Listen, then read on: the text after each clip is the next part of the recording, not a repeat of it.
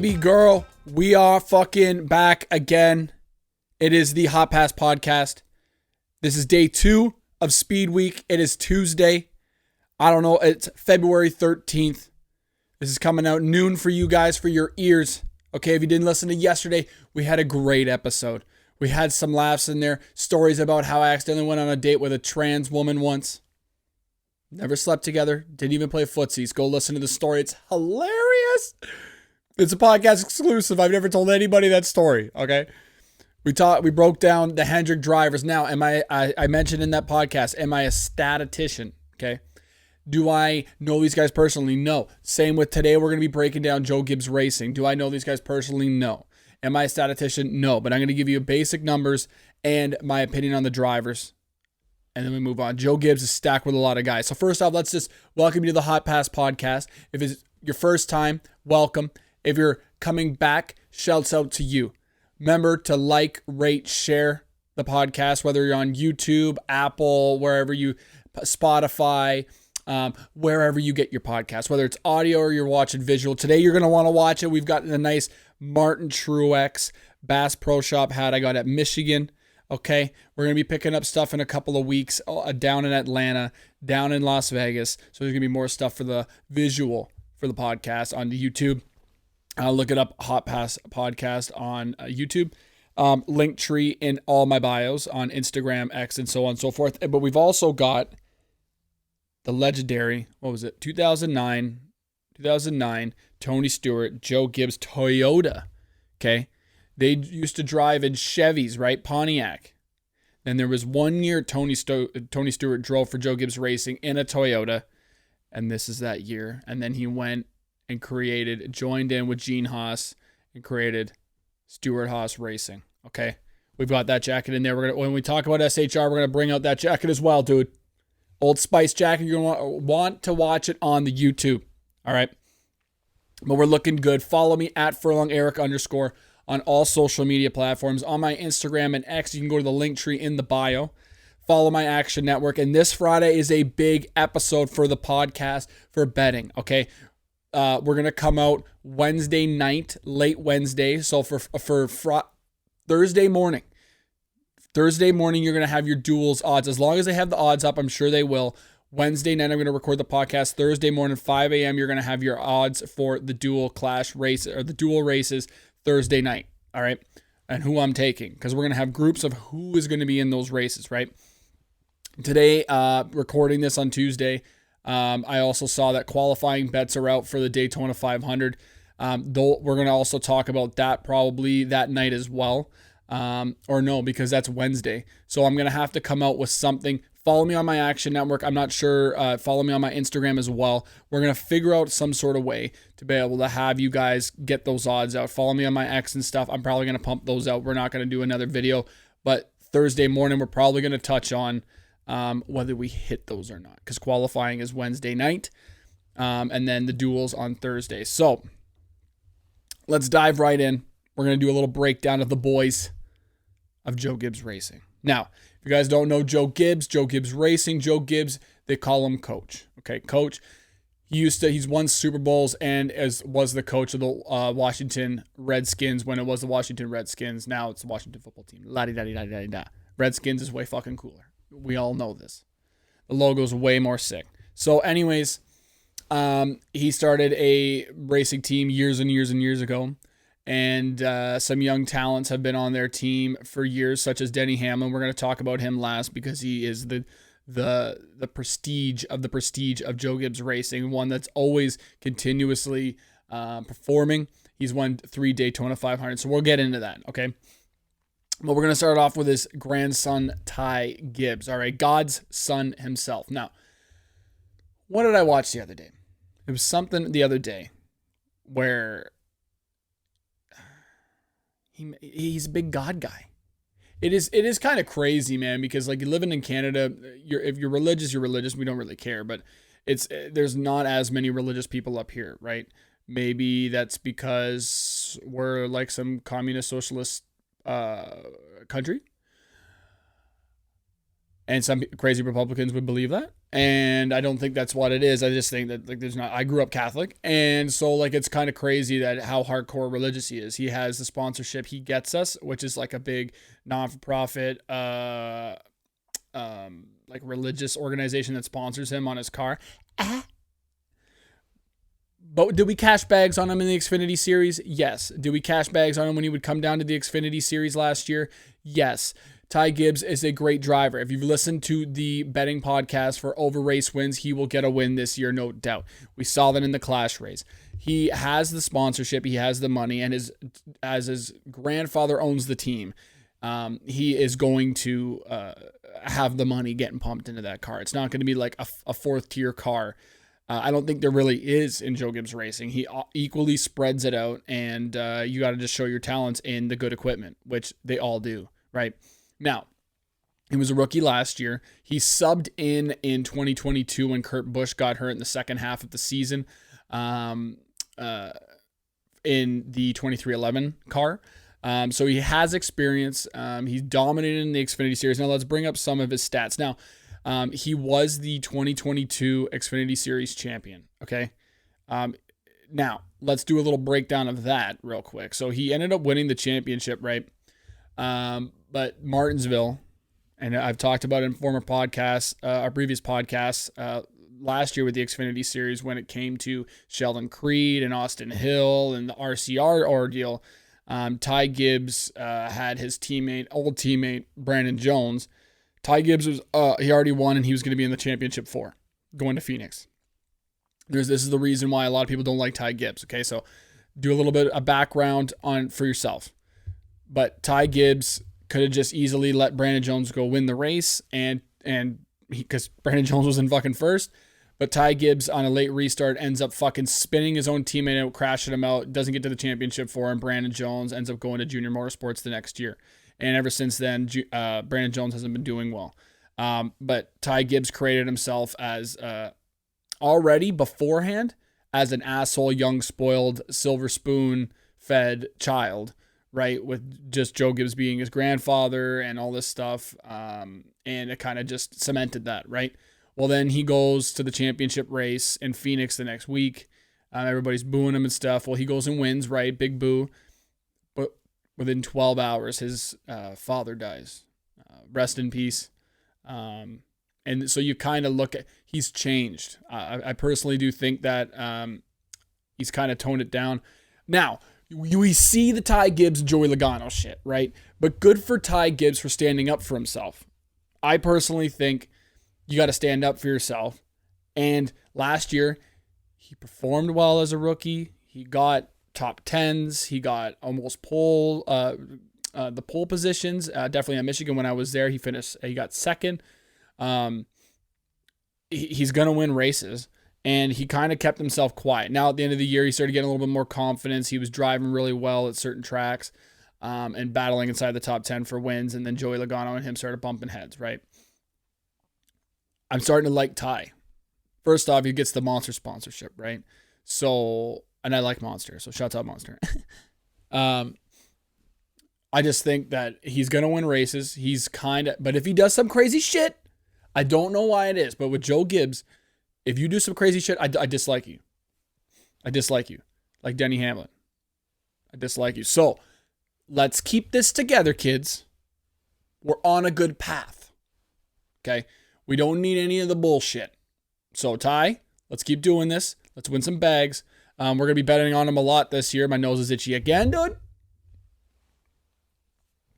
Why, when I'm doing the podcast, my nose gets itchy? Oh, my God. Anyways, let's go into a little bit of his stats here, dude. He was born in Charlotte, North Carolina.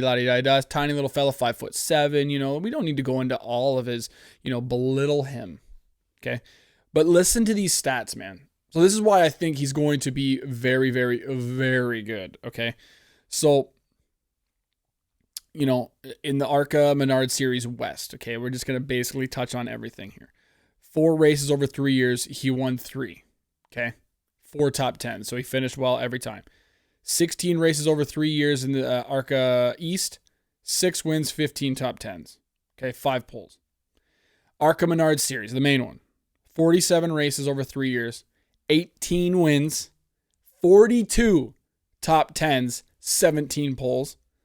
Xfinity Series career, 59 races over 3 years, 12 wins, 39 top 10s, and 7 poles.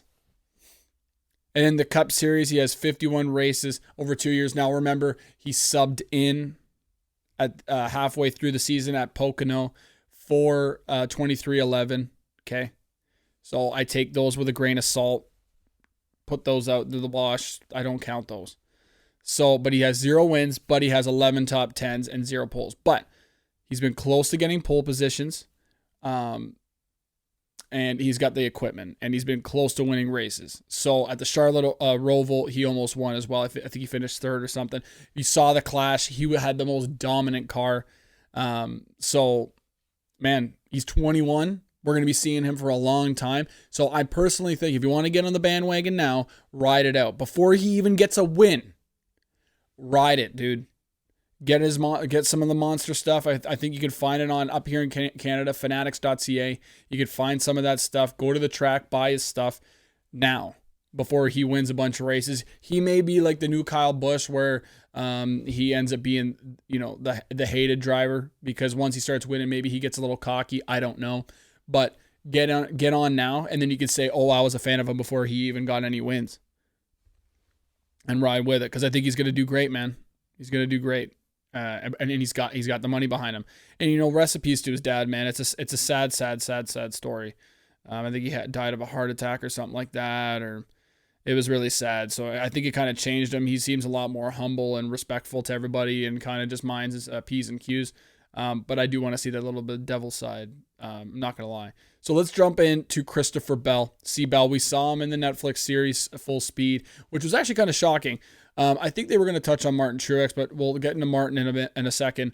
He's a very quiet guy, and so is C. Bell. So C. Bell, absolute legend, god, pole position, bag casher. Okay, let me tell you right now, we catch a lot of bags on him being able to lay down one lap. He's very good at qualifying. You're going to see those on the betting cards in the future throughout the whole season. Christopher Bell to win the pole. Okay, so fucking good, dude. Just as like Kyle Larson grew up racing midgets and racing in the sprint cars on dirt, very talented. Now, the only thing that they did not touch on, the main thing that, and I'm going to talk about it here, the main thing they did not touch on in Full Speed, and I think this is hindering his career, okay? C. Bell is a young guy. We're going to, actually, you know what? Let's get into it in a second. He's a young guy. He's 29. Looks like a baby, looks like the same age as Ty Gibbs, but he is 29. He's older than me. Born in Oklahoma, he's won Chili Bowls. Okay. He's won 3 Chili Bowls, dude.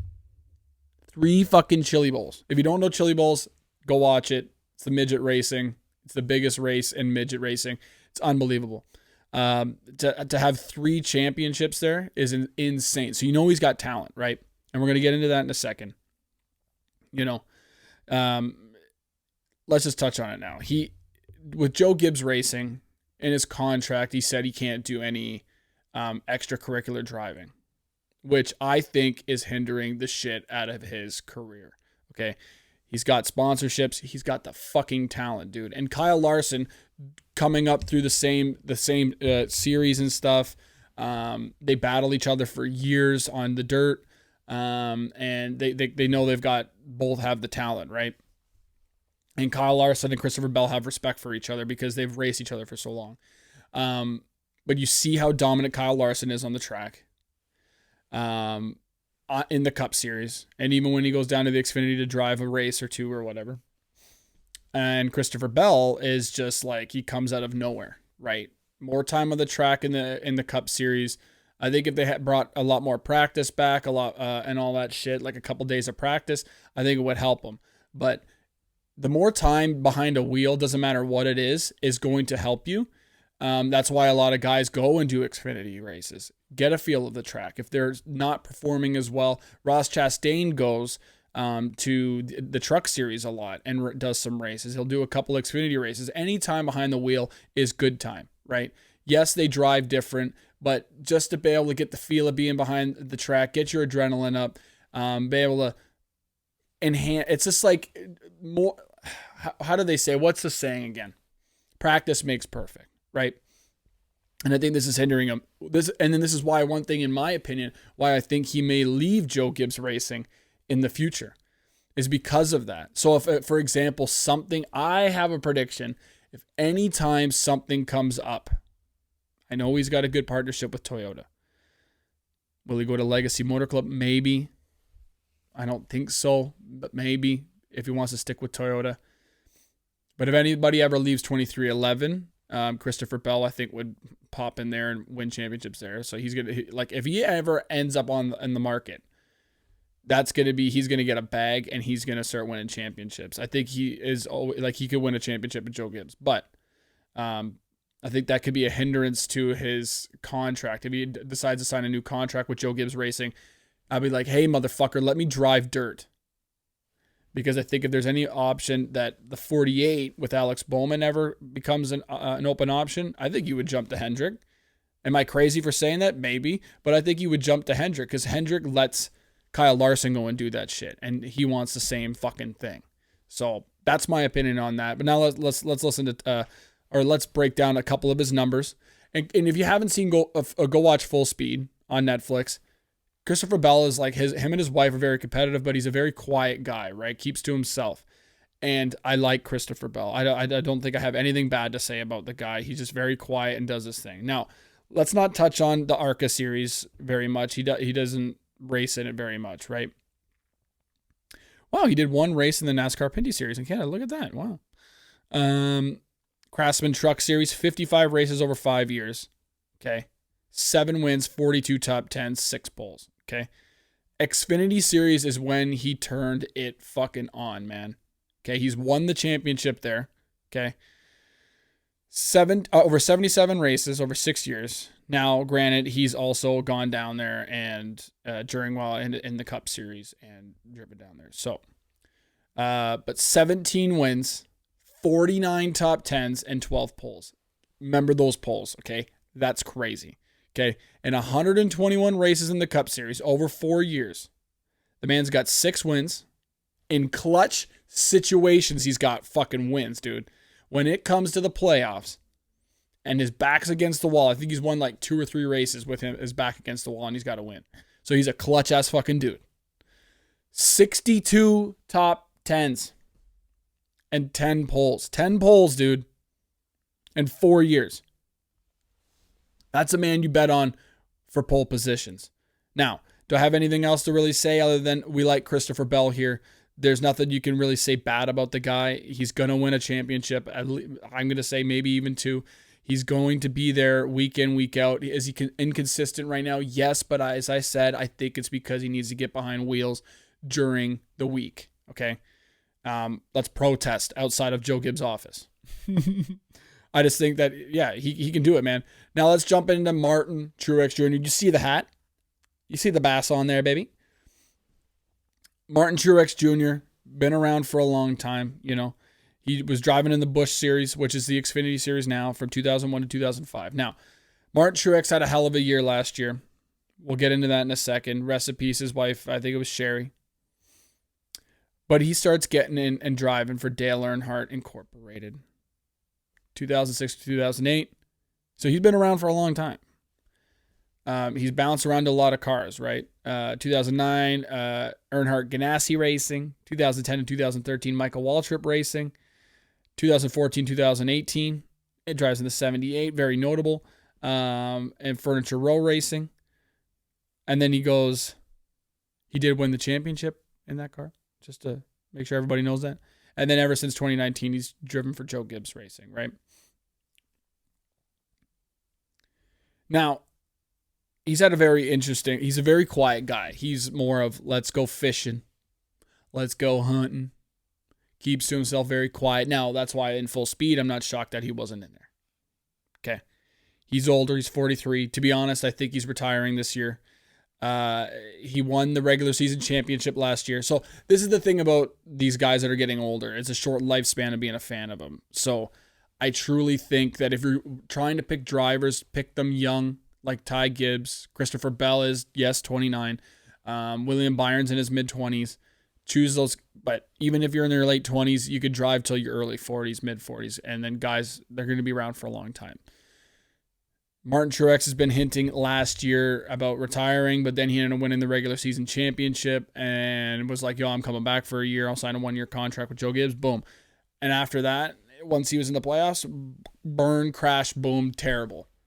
So I think this is going to be his final year. So if you're trying, we're not going to touch too much on Martin Truex. I love Truex. I love the Pass Pro Shop sponsorship.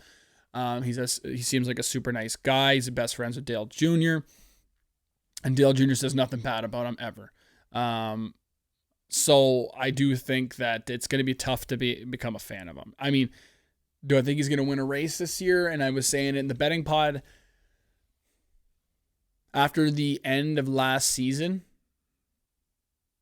like during the playoffs, it's like, oh, I don't know, man. And in 2022, he didn't win a fucking race. So I don't know, man. I'd like to give him the benefit of the doubt. Think he'll win a race because it's Joe Gibbs Racing equipment. But I think this will be his final year. So we're all rooting for Truex to get a win. Do you want to be a fan of him because it's his last year? Probably. I would say no. But I would buy his merch because the Bass Pro Shop shit. Now, I've been saying this for a while off the podcast before I made the podcast. I want to see where this sponsorship goes because they're saying Austin Dillon. We're going to talk about Austin Dillon in a couple days for RCR. They're talking about that this might be his last year or whatever. He has the Bass Pro Shop sponsorship. And then if this is Truex final year, where the Bass Pro Shop sponsorship's going. Now, we've had hints. We're going to talk about Noah Gragson tomorrow probably about there's possibility that he has his Bass Pro Shop sponsorship, which I wouldn't be shocked because in the Xfinity Series, Noah Gragson had the big Bass Pro Shop sponsorship. Where are these going to go? Because Bass Pro Shop's a big part of NASCAR.